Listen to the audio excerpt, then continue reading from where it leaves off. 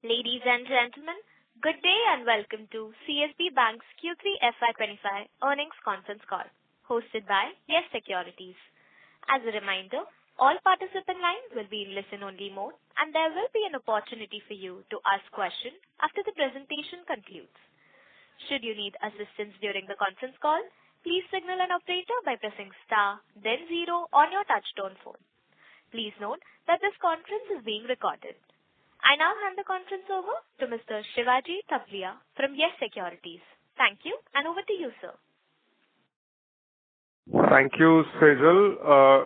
Good evening and a warm welcome to all those who have joined the call.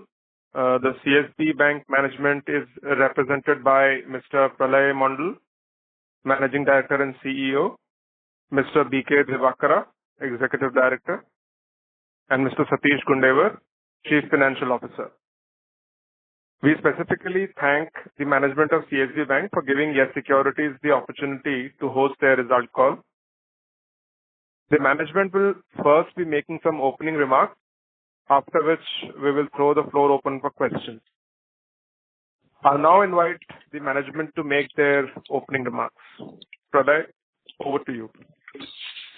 Thank you, Shivaji, and good evening to everybody on this call. This is regarding the Q3 performance of CSB Bank. But before that, widely on the economic scenario, especially because the world is a volatile place right now, especially in terms of financials.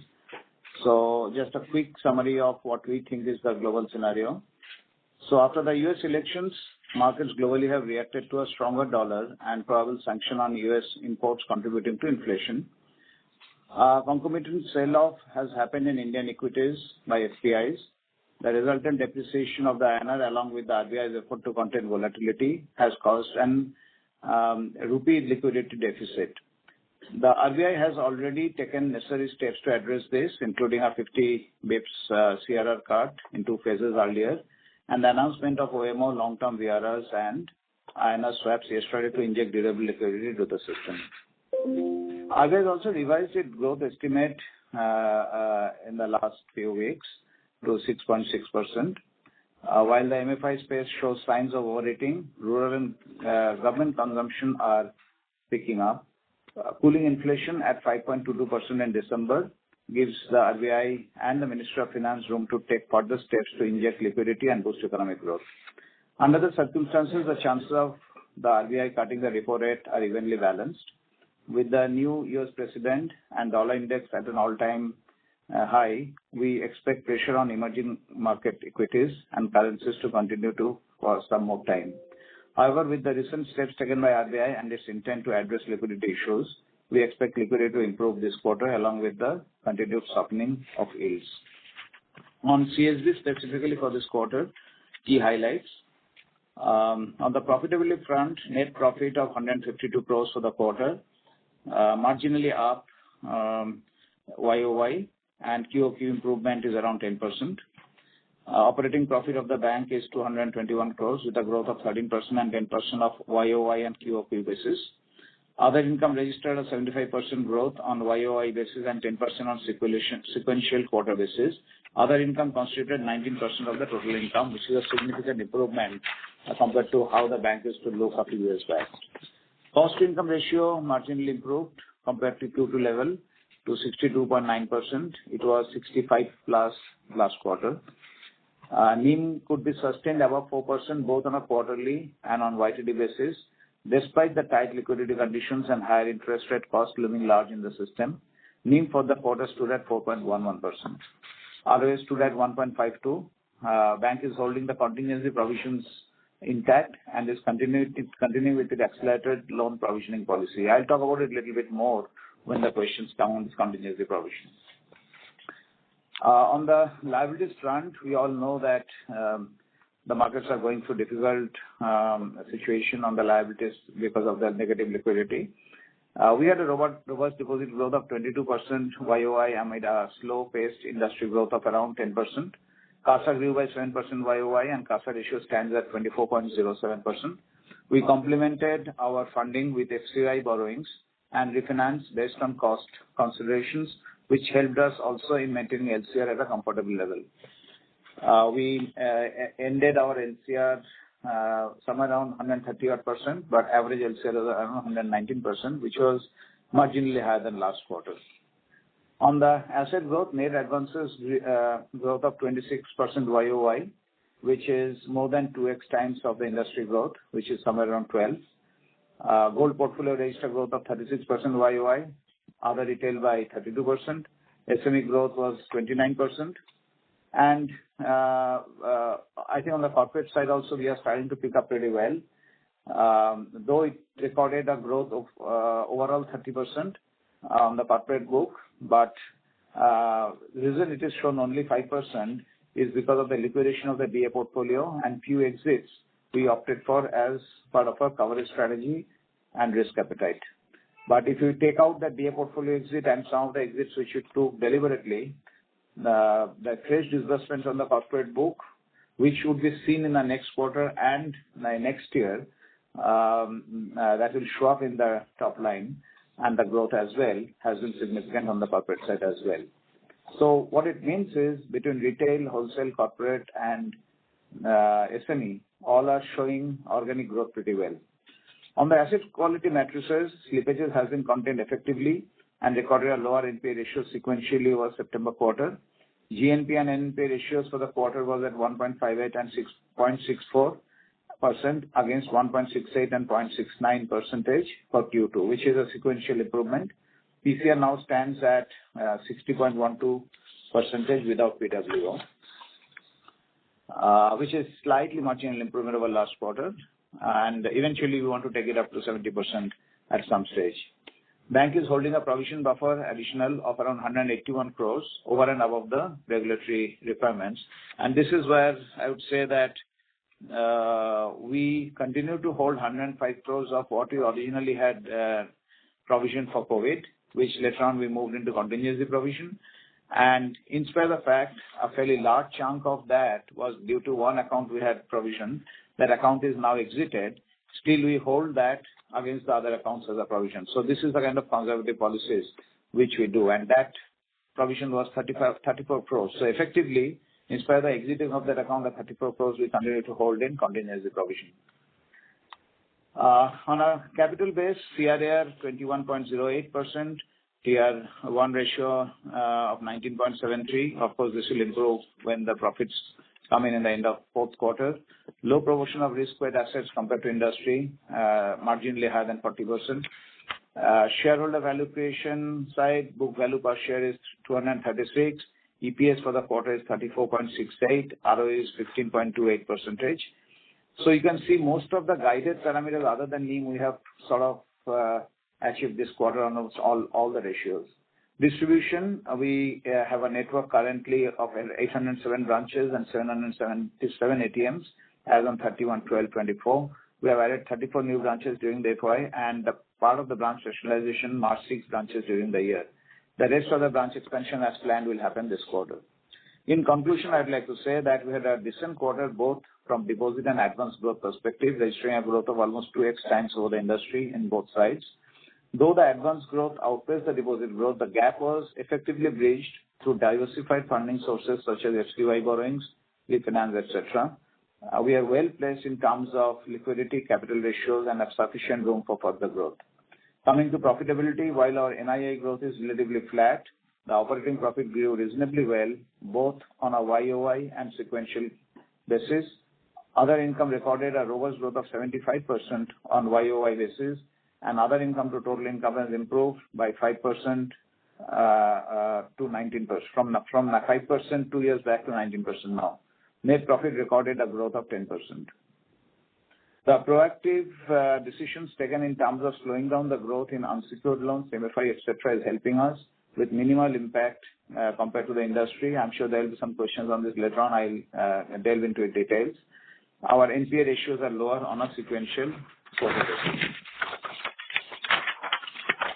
We have been generally able to hold on to our guidance on growth, ratios, and asset quality, as I said before, and this can be taken as an indication that our compounding execution story is playing out as per SBS 2030 vision. In the current quarter, the credit growth will be largely dependent on how the liability growth evolves. For smaller players like us, where the deposit franchise is yet to be fully built, and we are working on that, the deposit mobilization at reasonable cost will have to be overmanaged, and we have clear plans there.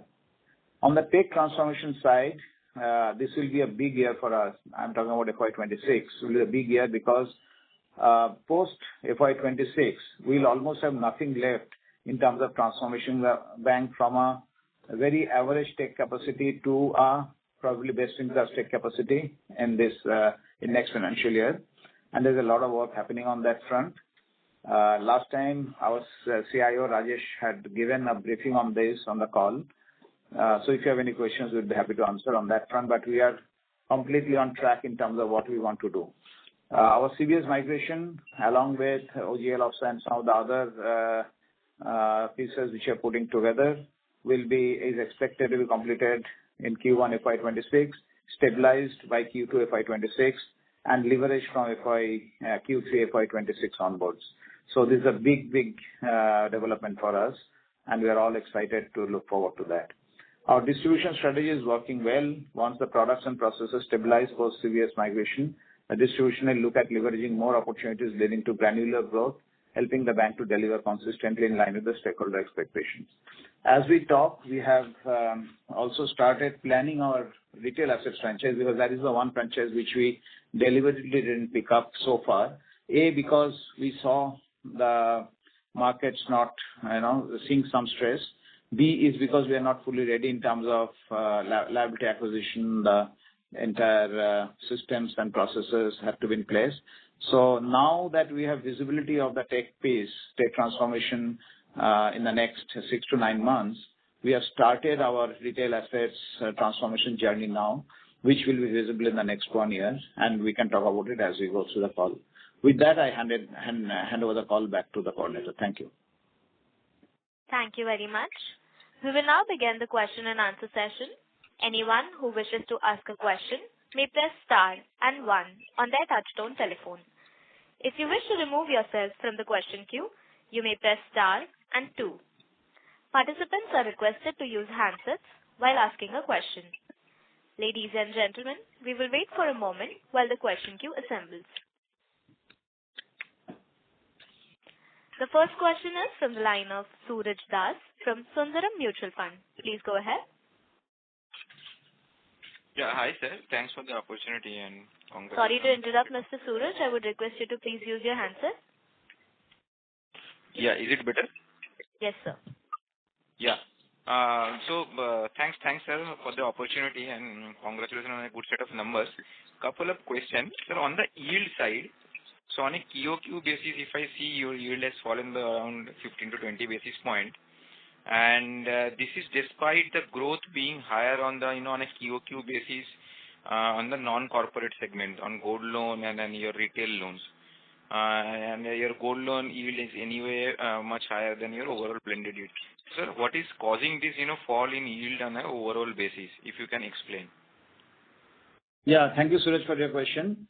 You are right that the growth in gold loan has been 36%, which is higher than the bank growth, which is 26%.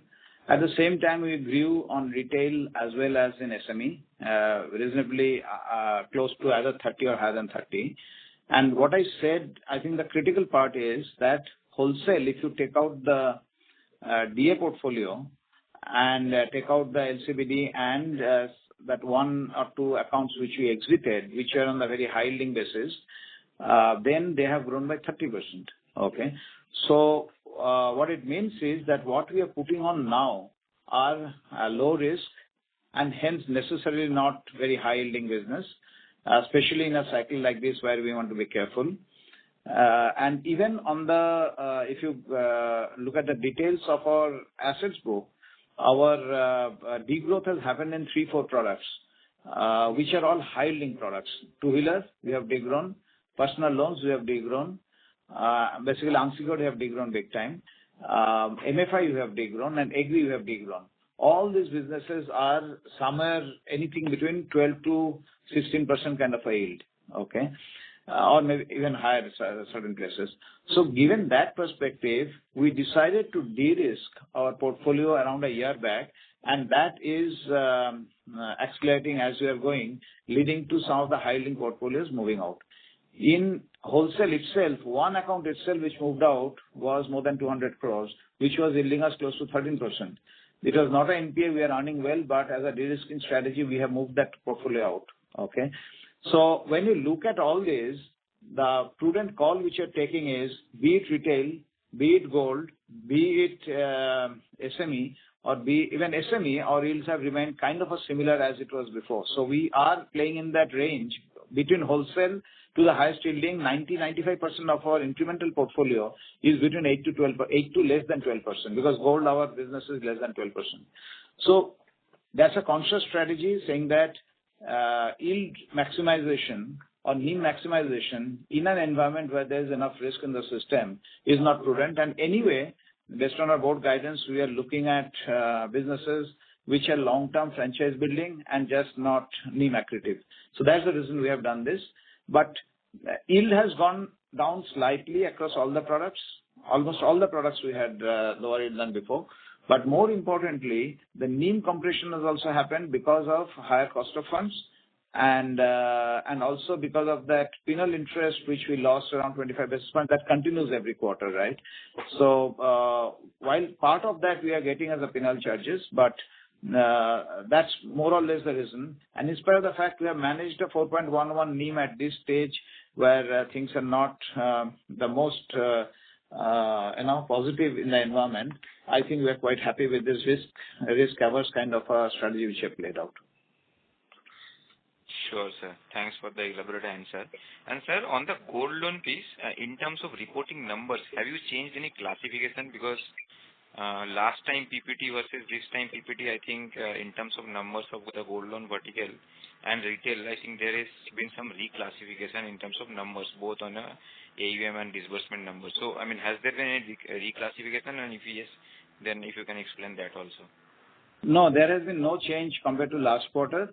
I don't remember which quarter, but there is some change which we had done 2-3 quarters back, where because of regulatory and other reasons, we had moved some of the businesses around 1,500 crores, if I remember it correctly, from gold loan to loan against securities, and we disclosed that in the call as well as in our conversations. So that we did not because of we wanted to move from this side to that side, but because of some regulatory reasons, we didn't classify them as gold loan.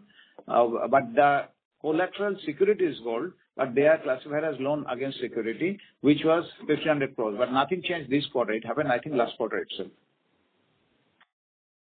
Okay, sure. No, I was actually looking at slide 17, which is the disbursement number. I think last quarter in the gold loan vertical, you mentioned that 6,944 crore was the disbursement, but this quarter, I think 2Q FY'25 number has been reclassified to 8,752. 5,752. So second quarter number I am saying. Oh, second quarter number has changed compared to last time, is it? Yes.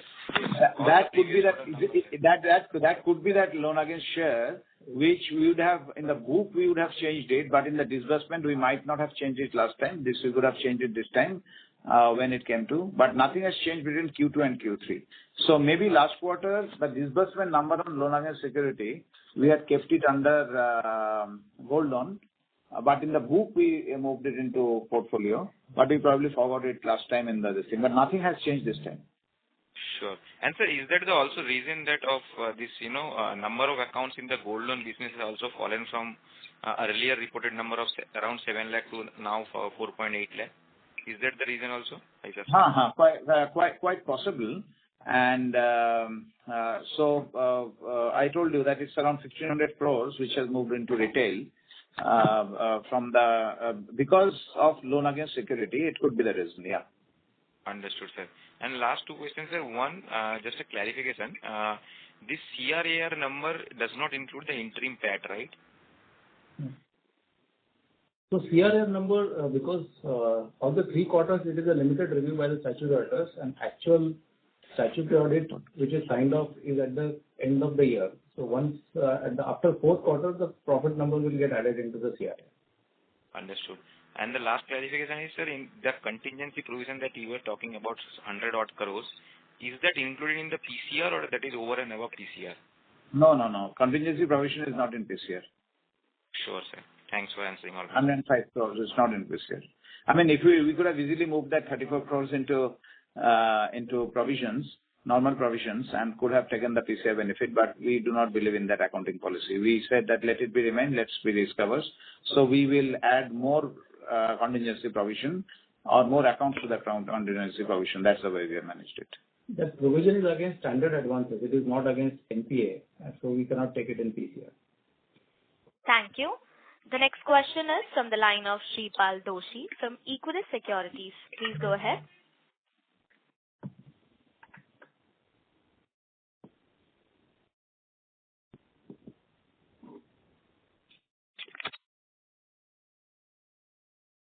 Shripal Doshi, can you hear? Due to no response from the current participant, we'll move on to the next participant. The next question is from the line of Sonal from Persian Capital Investments Advisory LLP. Please go ahead. Hi, sir. This is Sonal Minhas. Am I audible? Yes, absolutely, Sonal. Good evening. Good evening, sir. Hope all is good. I wanted to understand the behavior of customers in an increasing gold price scenario.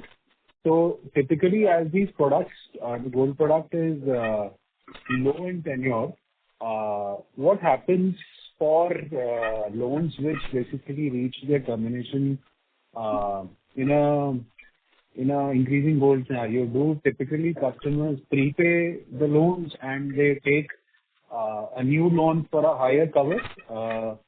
And how do you handle LTV for these kind of loans?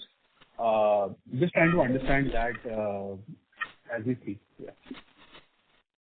No, I think it's a great question. So there is no one answer to this. There are all kinds of behaviors. In a retail scenario, not everybody does so much of calculation and does things like that. Typically, what happens in a gold price rising scenario, some part of the LTV starts coming down. The reason that LTV starts coming down, and as we are talking that when gold price was low, came down, and then it went up, our LTV has moved down from 74% to 70%. And that itself proves that obviously not all customers does that because LTV is going down because gold loan price is going up. At the same time, there will be some customers who will do this, by which they will want to take benefit of the LTV and hence can close and open a loan.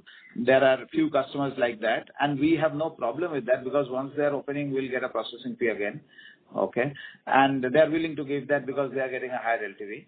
And even if we say no to it, they'll go to the next branch and do it of another bank. So we don't have a choice. We have to do this. The third one is there is a third category also where they sell the gold. Okay, now they take it away, and the reason for that is that they see the maximization which they can do, and they don't see the price going down or whatever they are in their limited views what they see. So when I see a sudden spike in gold price, I sometimes see that we lose some customers or some take out happens from the portfolio itself. So all kinds of three things happens. So not necessarily when gold price goes up, business goes up immediately. It goes up after a while. Initially, sometimes it falls as well, which means that some customers exit. The fourth type of customers who are on the higher LTV, we exit them also taking this opportunity. Suppose somebody is in a 85%, 90% bracket, then we say this is a great opportunity, and then we also exit them saying that pay it and go so that we can bring down our LTV. So a combination of 4-5 things happen. It's a very dynamic scenario. So, but in general, with gold price going up, LTV comes down. So what would be your BT out equivalent, like in current quarter or in general when gold prices are up? Like, what would the number be? What number? BT. Your BT. I don't have that number, and sometimes we'll not even know BT because it's not like a BT where people will come and take it out like that. They will just take the gold and go. Where he's going, what is he doing, whether he's going to another bank or he's selling it, we don't know, or he's consuming it, we don't know. So, but generally in both scenario, our renewals are similar. Okay, so we have not done that kind of analysis of how much BT out because it's very difficult to do that. it's a very physical business, right? We don't know which one is BT and which one is taken out. Got it, sir. And any guidance on LTV as we speak? Because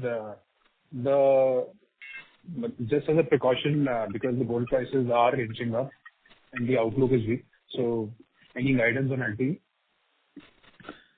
I mean, whether outlook is weak or not is debatable, because whenever I read various things, almost 70-80% people says that gold prices still can go up internationally. But that's for another debate. I mean, we are not into that business of predicting gold price. So what we do is, since the tenor of the loan is low, generally tenor of the loan is low, so this LTV management through prices does not happen that much. But generally, I can say that we hover anything between 68% to 75%, and 75% also because a part of our business is also agri portfolio. That's why there we can go up to 85% as per approved board policy. So given that, it goes closer to 75%, and generally it remains between 70 to 75. In that range, it plays out. I understand that, sir. I'll come back in the queue. I have 3 more questions. Sure. Thank you. Thank you. The next question is from the line of Shripal Doshi from Equirus Securities. Please go ahead. Hi, sir. Thank you for giving me the opportunity. My question was on LTV only. So, what is our disbursement LTV in gold, in retail gold and in agri gold loan? Sorry, what is the question? No, we didn't get you. So you want to break up between agri and normal gold loan, is it? No. What is our disbursement LTV in agri gold loan and in retail gold loan? Your voice is not very clear. I can't hear you properly. Mr. Doshi, I would request you to please use your handset. Sir, my question is, what is our disbursement LTV in agri gold loan and in retail gold loan? Oh, acha. LTV in, see, as per regulatory norms, LTV in retail gold loans has to be below 75. And agri, there is no this thing like that from a regulatory perspective. But generally, as per our internal guideline, we try to keep it within 85%. And when we say LTV, we include the bullet interest or interest included in this. And hence, that is a conservative LTV calculation we do. How much for this thing? On an average, it is well below 70%, obviously, for normal. And agri will be somewhere around 75 to 85. Got it. And just one more question here. Within the gold lending portfolio only, so there has been a sharp decline in number of loan accounts. So just wanted to understand what is the ticket size that we are focusing on in the retail and in agri loan? Is there a thought process on ticket size, or we are open to taking any sort of ticket size? So typically what has happened is, now I have understood the previous person's question also. So if you look at it, this sharp decline is between Q3 FY'24 and Q3 FY'25. Okay, so this is year-on-year decline. It's not quarter-on-quarter decline. I said already that in previous quarter we had moved 1,500 crores from the gold loan portfolio to loan against security portfolio because of some regulatory and other reasons. Okay, so because of that movement, those 1,500 crores corresponding accounts would have moved from gold loan to this thing. Though the collateral is gold, but it is classified under loan against security, which has moved under retail, which we disclosed last quarter as well. So this also answers the previous, because I didn't have the number in front of me. So we didn't make a mistake last quarter. It is basically year-on-year degrowth. Okay, and year-on-year degrowth happened last quarter because we moved a chunky portfolio of 1,500 crores from gold loan to loan against security, because we didn't want to take the benefits of gold loan under that. We moved them under loan against security. Got it. So this is helpful. So just one last part. So in gold, what would be the average ticket size for retail products and for the agri gold loan? I think our gold loan ticket size is somewhere between 1 lakh to 2 lakhs. Okay. And I think ticket sizes are almost similar. Got it. One last question, sir. Slightly lower, but it will be between 1 lakh to 2 lakh average. Yeah. Got it. So just one last question. As a policy or as a strategy in the gold financing, do we try to maintain 75% LTV throughout the loan tenure, or only at the time of disbursement we keep the upper cap of 75, and then we do not really track it during the tenure of the gold loan? No. Gold loan is a very complex business to run on a day-to-day basis, so it's not like that. So before that, let me answer the other question. What is it just came to me, forgetting. But on that ticket size which you talked about, I suddenly remembered that now as per RBI regulation, okay, agri gold loan cannot be below 2 lakhs. Okay, because you cannot take any more agri gold loan with security below 2 lakhs. Previously, this is to be 1.5 lakhs. And hence, previously, agri gold loan could not be below 1.5 lakhs. Now it cannot be less than 2 lakhs. So anything below 2 lakhs, we are taking under general category, and above 2 lakhs, we are taking under agri gold loan. So agri gold loan has to be necessarily above 2 lakhs as per regulation. Coming to your question on LTV management, yes, while it is done at the time, but RBI regulation is that it has to be through the tenor, okay, and hence we have to keep monitoring it, and whenever it is going above 75% or above whatever limits are set by RBI at any point of time, we have to go back to the customer and either take more gold or take more money to reduce the LTV. That's done diligently in the bank. Having said that, that's why we keep some buffer in the system so that we don't have to keep going for 100 rupees upper and 100 rupees niche. So we manage it accordingly, but the rule is that you have to be through the whole tenor of the book. You have to be keeping above below 75% for normal gold loan. For agri, there is no such this thing. Got it. So that is only for the retail gold loan, not for the agri gold loan. Not for agri. Because agri doesn't give this thing, LTV norm. Right. And just to follow up there, so we would have a bullet repayment option for agri, whereas for retail gold loan, it will be typically EMI structure, right? No, bullet repayment has nothing to do with agri or non-agri. We can have bullet repayment on both because we are calculating that bullet repayment for the LTV calculation itself. And for our internal reasons, we generally like to keep it within 85% because that's our own way of managing risk. So given that, we keep the bullet repayment within that 75 or 85, whatever we call it. Got it, sir. Got it. Thank you so much, sir, for answering all my questions, and good luck for next one. Thank you, Shubham. Thank you. The next question is from the line of Mona Ketan from Dolat Capital. Please go ahead. Yeah. Hi, sir. Good evening, and thanks for taking up my question. So firstly, on the corporate book, so now that I believe the retail in corporate book is nearly done with, I was just looking for some color on the book, like where is our average ticket size at on this book, and what would be the average yield, and also maybe how many exposures are about 100 crore at this point, and where would you like to maintain your average ticket size at in the corporate book? So our what we have given in public domain is our this thing. We can share that broadly our on a segment. You'll just give me a minute. So we vary between 9 to 9.5, generally the average, depending on which quarter we are talking of. Okay. And on the rest of the questions that you're asking is very much detailed. We generally don't share that level of detail of how many customers are above 100 and this thing. And given that perspective that our overall book itself is so small, it's not that too many customers will be above 100 and 200. Okay. But we don't have that data in the public domain, so we're not able to share it. Sure. But some color on average ticket size will really help, or the range of your ticket sizes? I'll tell you. I can give you a roundabout answer on this.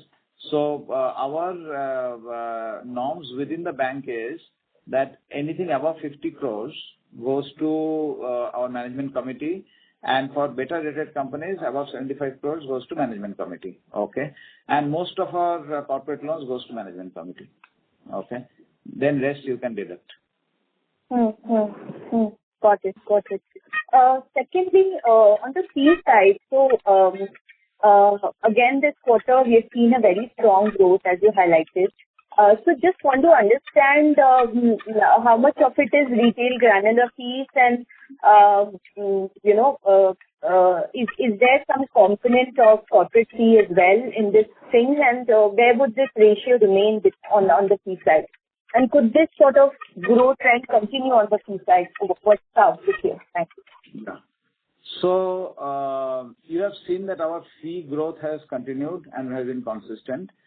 We are now around 19 to 20% of our overall income is coming through fees. Now that's also a ratio means because NII has also come down, it has gone up. So, but that's a ratio still. On the growth, yes, we grew by 70%.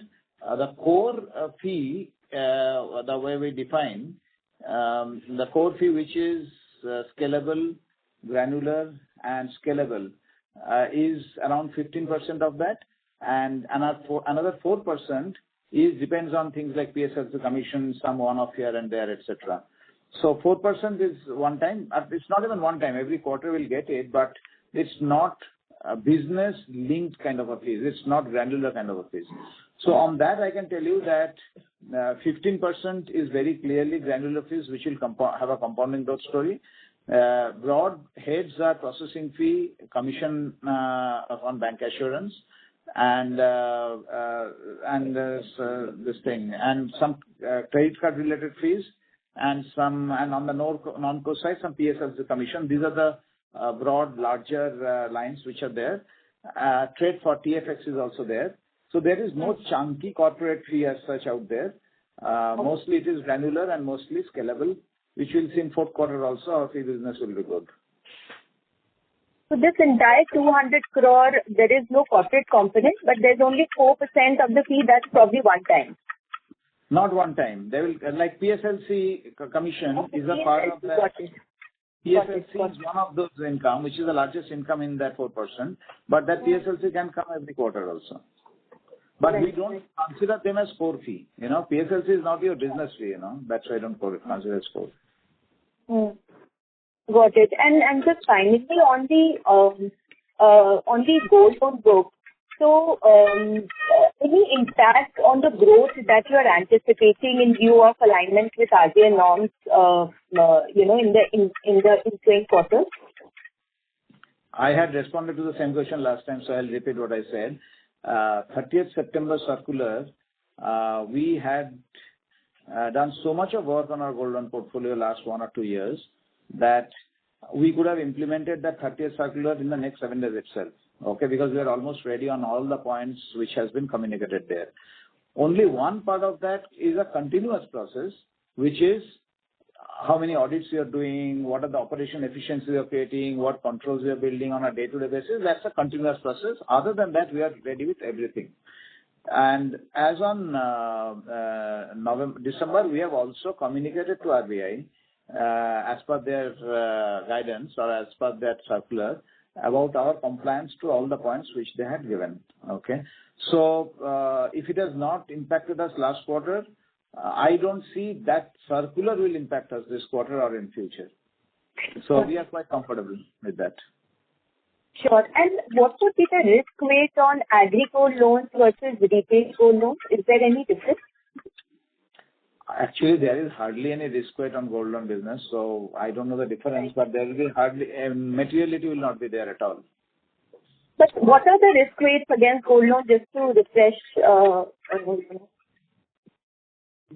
So, Mona, because overall the RWA consumption on the gold is very minimal because we get a set off on the value of the gold after doing a haircut. So after we do a haircut, that is compared to the outstanding, and only whatever is remaining balance of that is risk-weighted.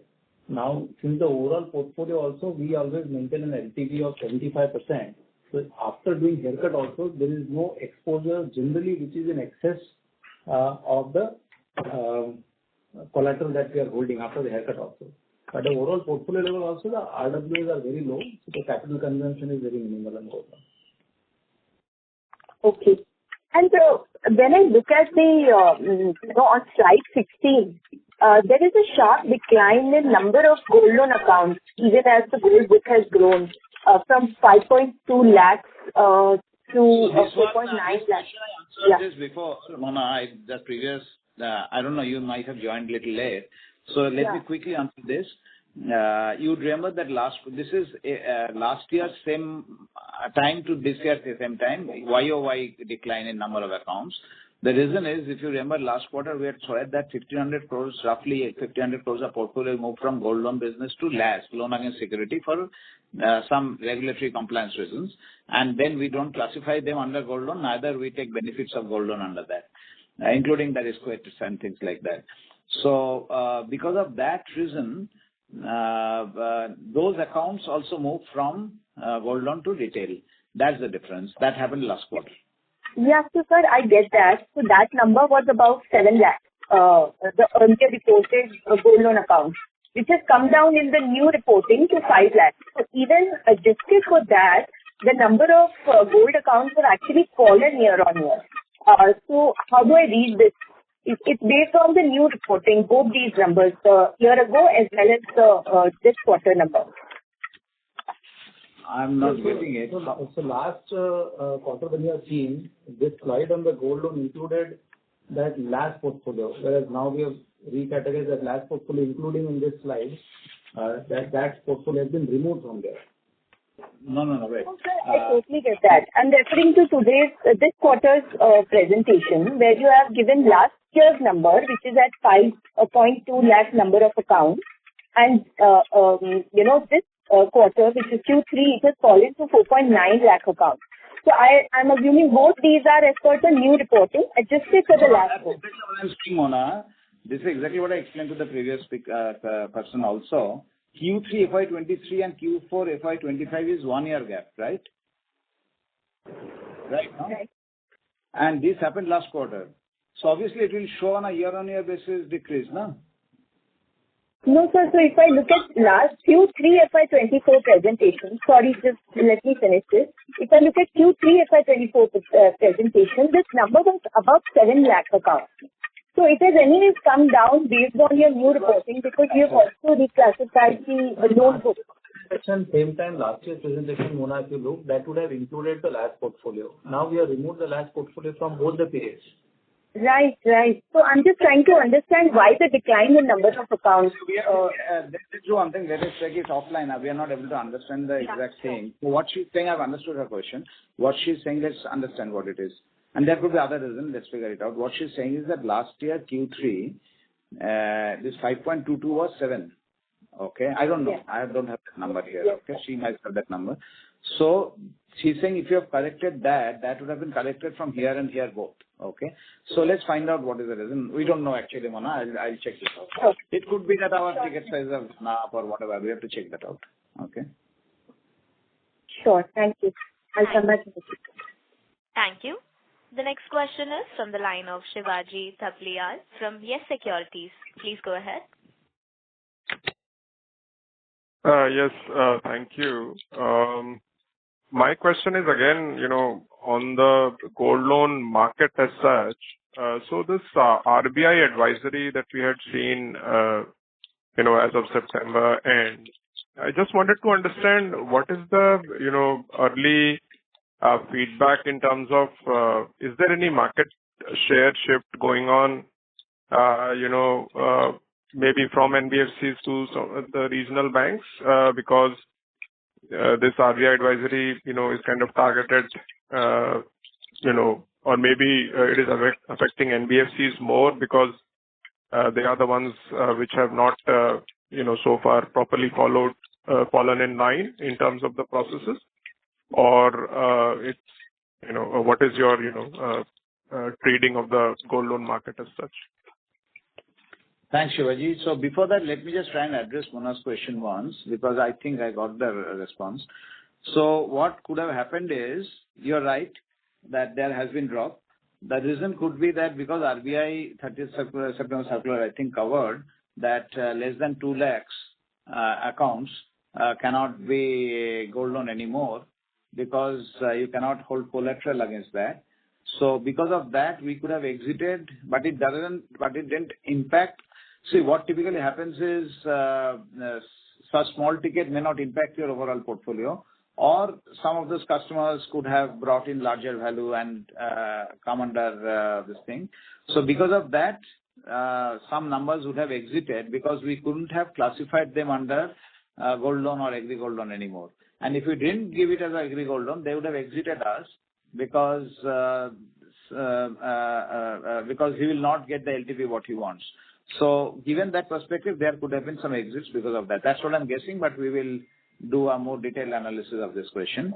But this looks to be the most obvious reason, because we did exit a lot of accounts from a LTV, from a 2 lakh, below 2 lakh collateral perspective. And this happened this quarter, so it could be that number.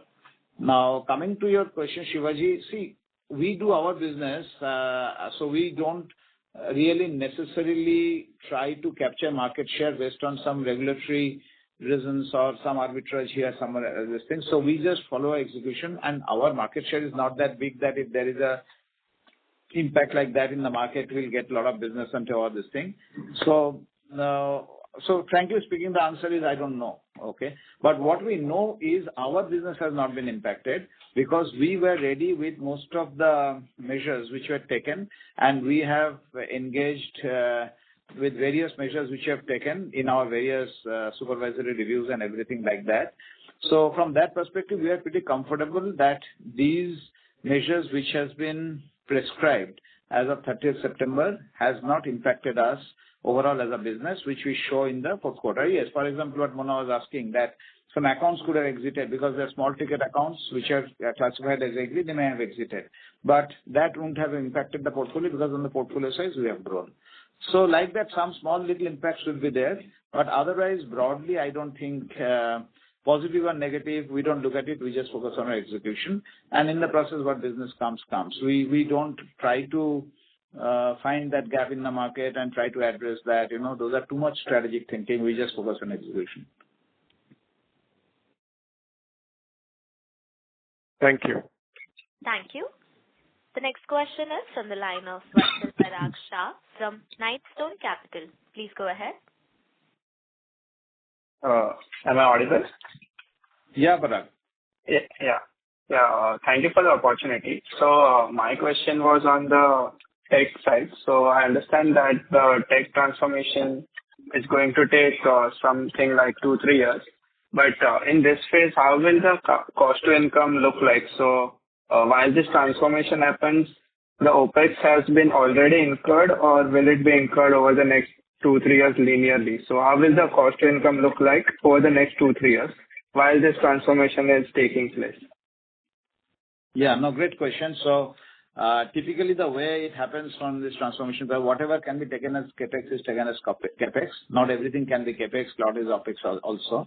So typically our tech spend has been somewhere around 8 to 9% of our overall opex, and we believe that some of this capex, when they move to opex, along with that comes AMC also, which comes as an additional opex. When we do that calculation, we look at a TCO and we look at it how it impacts our cost to income over the next 5 years, because capex generally do it for 5 years.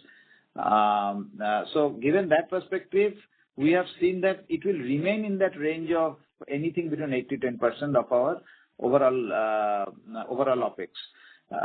Because once it moves to capex to opex, AMC comes and it all neutralizes. So finally, we have to keep our tech investments planned in our between 8 to 10%. We are somewhere around 9% right now. Got it. And this will remain in the 8 to 10% range till FY'27, I am presuming. Probably forever, we don't know. Okay, got it. And next question was on the retail side. So you said that you have degrown or been conservative in the unsecured part. So which side of the segment you are looking to grow? Like, is it LAP or affordable housing, or are you looking to grow in the unsecured as and when the scenario changes? See, the way we are doing right now is, if you see, we are not growing that much in retail except for few strategic businesses like in CVC on strategic segments we are doing where you don't get that kind of a yield, but we want to be playing in that space. So CVC is growing. LAP is growing because that's a segment which will continue to grow forever if you have, it's like a SME business, right? So wherever we have visibility of the end use, end customer, collateral, everything, we do those businesses more aggressively. We try to do business through our in-house channel. We don't believe too much into DSA businesses, though there are some DSA businesses doing in LAP, but we will gradually decrease it over a period of time.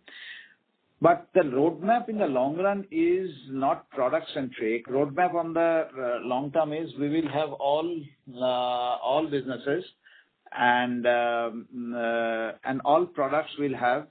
And based on the liability franchise and the customer acquisition we build in and around the branches, we will cross-sell and build customer acquisition and customer cross-sell and customer deepening as a part of the wallet share. That's the way we want to build our retail assets business very, very clearly, because we don't need retail assets business to grow to build our 25-30% growth.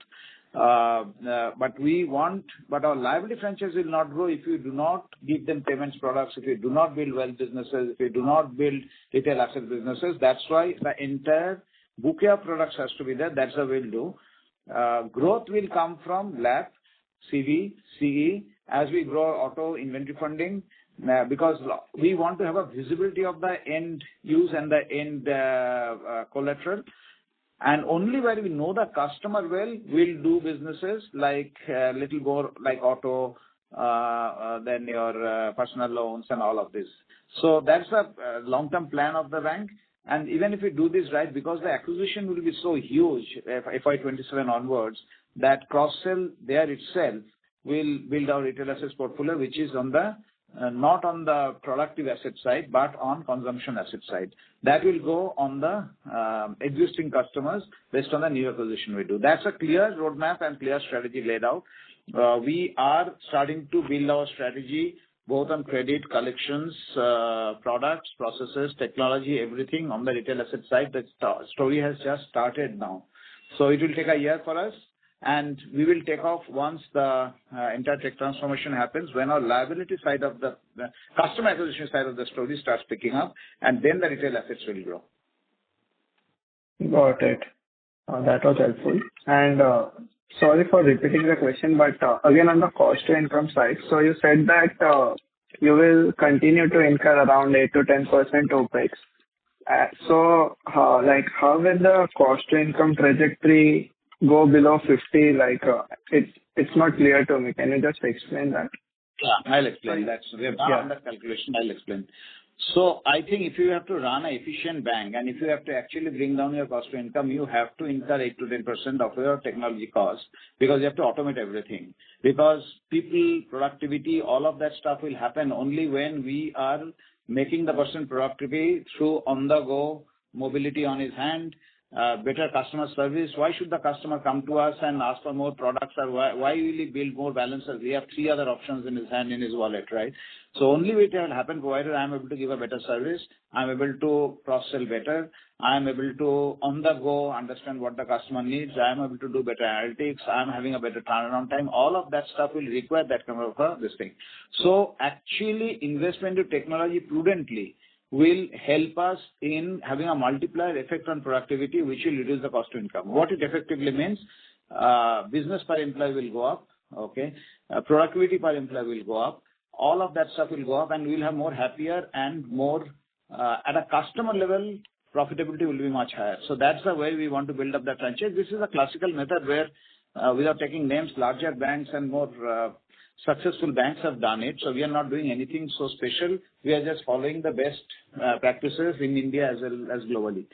I think 8 to 10% technology spends prudently is a great strategy by reducing products. So if you have more products per customer, okay, whether it is on the wholesale side or on the retail side or on the SME side, automatically your operating expense comes down because of cost of servicing and cost of manpower comes down, right? So that's the way we also want to build the franchise. Got it. And just to put this another way, so are there any one-time expenditures which you have taken this year or are going to take next year? Not that I'm aware of. Most of our heavy lifting is sort of done now. Now you will see trickling on effect through the capex to opex route only primarily. There is no one-time expense. All our leadership is in place right now, so we don't have any more leadership to be hired in the bank right now at a senior level. So most of the heavy lifting has been done. Now they have to deliver. Okay. Thank you. Those were all my questions. Thank you. Thank you. The next question is from the line of Sarvesh Gupta from Maximal Capital. Please go ahead. Good evening, sir. So just wanted to better understand your medium-term sort of an ROA. So the way I look at it is that right now you are very heavily focused into gold loans. And there you are incurring minimal credit cost. So your credit cost is like 0.1% for 9M or something like that. So now as you grow and you increase your mix into other products, where as of now your yield is lower, so your yield is probably going to come down overall because your gold loans are at a higher yield. Your cost to income is sticky and looks like it will remain at the same level. And your credit cost is also probably going to increase as you grow into other products. So what are the levers you are seeing to increase this ROA, if at all you have the aspiration of increasing, or do we want to do we feel that this can be maintained also? Yeah, so I'll try and explain this. So I think our ROA, what I've told is somewhere around 1.5 to 1.8 in that range. I think given the overall environmental challenge right now, we'll stick to somewhere around 1.5 to 1.6 at this point of time. But eventually what will happen is it is come down and it will start going up FY'28 onwards again. I'll tell you how. So at the same time, when gold loan eventually by 2030 is slated to be around 20%, okay, of the portfolio, which is around 45% right now. The reason it will happen is, along with gold loan, which is low on loss, high on yield, okay, operating cost is also very high. One of the reasons our business per employee, which is 8, which is one of the lowest in the industry, is also this gold loan business. One of the reasons is that most of our business, gold loan is also apportioned to the branch cost, etc., because we are not doing some of the other businesses, etc. The fact is that wholesale business, our group head in wholesale, Manish, tells me that he can do 2% ROA business. Okay. So it is possible that every business, when I was doing my retail assets business many years back, I used to do ROA business which is much higher than 2%. Okay. So the reason the way it happens is that your one customer has to have multiple products. Okay. So in wholesale, for example, you will get in a account or get into a relationship at maybe 8%. Okay. Or even lesser. But then you build the entire ecosystem banking there, cross-sell and other floats, other businesses, collection accounts, so many other things, and then to supply chain you'll get more business. In the process, over at the account level, you will get ROA. Similarly, in a corporate salary business, which you don't do by the way here yet, but we'll launch that once our this thing is done. Corporate salary business, you don't make money through liability, by the way. You make money through cross-sell on fees, on assets, cards, and all of this stuff. So the banking business is not about a single product business. Unfortunately, we have become a product company because we are 50% gold, 55% gold loan. But eventually, the journey, the whole reason of investing this kind of this thing into technology and leadership and distribution and customer acquisition, all of this, is to move from a kind of a single product to product business to a multi-product, because then you have a bouquet of products to customers, and the whole idea is to get better cross-sell, better penetration per customer, whether it is wholesale, SME or retail, and then get the ROA up. Also, let me tell you, by end of FY 28-29, once this thing has gone live and this thing is chugging along very well, that's the time we will launch wealth business. And wealth business, you make a lot of money provided you start addressing the medium to top end of the pyramid. Okay, and there is a lot of money to be made there as well. Most of the retail banks, 20% of the customers contribute to 80% or 100% of the profit of those banks. Okay, we are non-existent out there. We will build those portfolio also by FY 29 onwards. We'll start building that. So there are many levers to create a ROA tree, and we have done it in past. It's not that we have not done it. We know how to do it. But it's difficult to have a visibility right now because we are seeing CSB as a single product kind of a bank, which will not be after 27, 28. And sir, for building all these new lines of products and businesses, generally, again, for every business, it becomes a multi-year journey where you start with a more than 100% cost to income, and it will take some while for it to become profitable. So will that not impact your profitability as you want to develop into, omni-product and multi-channel sort of a bank? I'm glad you asked this question because this is exactly the mindset of a product company. When you can look at a product company, you can look at a franchise. When you look at a franchise, I'm not looking at a product profitability. I'm looking at a customer. I'm going to see, what did I say in the beginning? My model is I'll give the customer what he wants. I'll not go to a DSA and tell him, build a auto loan business for me. I'll not go to a dealership and say, build auto loan business for me, or go to a DSA and say, build a personal loans business. That can never be profitable as per my experience goes. For the same business which you're selling, and in a cycle, we will lose that business also. The way we will do it is that all products will be there. There will be a single channel which will deliver to the customer. There will be other support teams, whether it is an asset team or it's a cards team or something else, or a fees team which will help. But customer will be at the branch level. To that branch manager, so the monitoring will be customer level profitability, not a product level profitability. As soon as we do that, then you are not invested. Unfortunately, many places have seen that people work in silos. And in silos, these products don't takes time to break even. But the day they work with customer franchise branches and channels, that's the day you don't incur those costs which you otherwise incur. So we will not incur that kind of a cost in these products and businesses. Everybody else will support the front end who's supporting the customer or servicing the customer. If we take that model, then that's a product-centric mindset to customer-centric mindset. That's the reason this model is very different. I built this model on my Excel sheet, and this is how we'll work. So I have no doubt about it that our growth will be faster FY 27-28 onwards because liability will happen because of other cross-sell. Liability also is not a different business. Liability happen because other things are happening, and hence liability is an outcome. That's the way we have to build the franchise. And same thing, I'm talking about retail because I know that more. Wholesale, Manish, Sham on the SME side, they also tell me the same thing on SME and wholesale as well. It's the same thing. More we leverage, more we penetrate the customer, more money we make.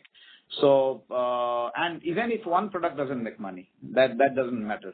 So that's the way we'll build a franchise model. Today, unfortunately, we are a product bank. That's the reason why even a 1.5% ROA is looking difficult.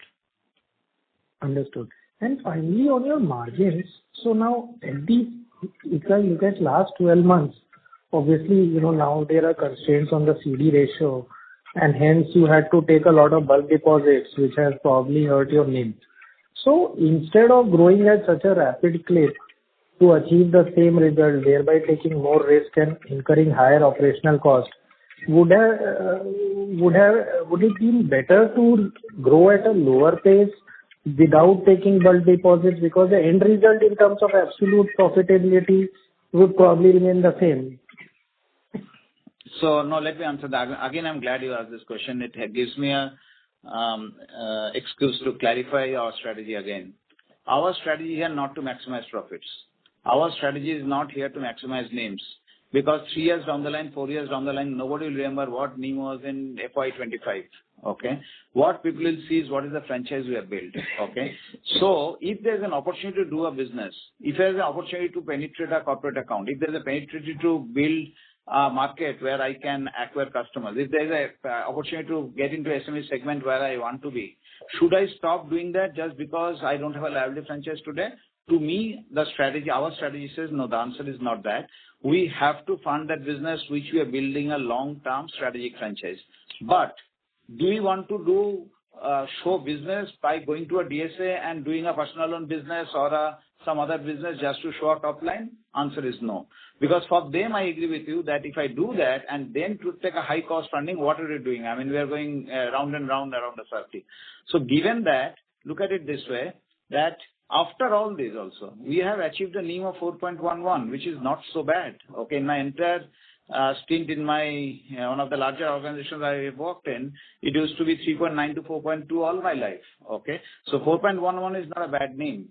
Look at our LCR is still 130 period end and 119 average. Okay, our CD ratio, where a lot of large banks are struggling, our CD ratio is 86%, which is not so bad when we are sitting on a borrowing which is 12% of our portfolio. Okay, just think about it, how much liquidity we are sitting on.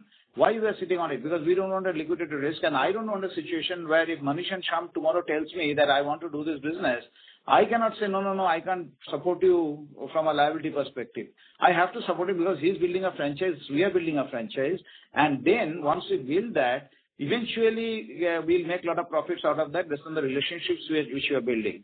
So our strategy is a little different. We are not in the NIM maximization game. We are not in showing top line at this point of time. We are building a long-term franchise, which only we will kind of leverage FY'28, 29, 30 onwards. So our thinking and strategy is slightly larger than mindset. We don't want to play a niche strategy, which I have told many times. And this is not a niche strategy saying that we'll maximize NIM, we'll remain small, we'll do this. That can be also a strategy, but that's not our strategy. Thank you. Ladies and gentlemen, we will take this as the last question. I would now like to hand the conference over to the management for closing comments. Thank you. Thank you, first of all, yes, Secretary Shivaji and team for hosting us.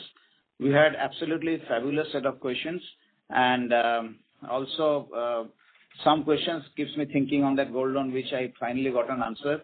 So we may not be able to answer all the questions upfront, but I think we have been able to satisfactorily give a response to most of the questions. Thank you again for asking very good questions, and look forward to see you at the end of Q4 again.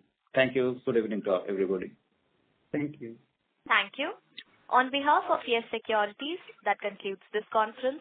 Thank you for joining us, and you may now disconnect your line.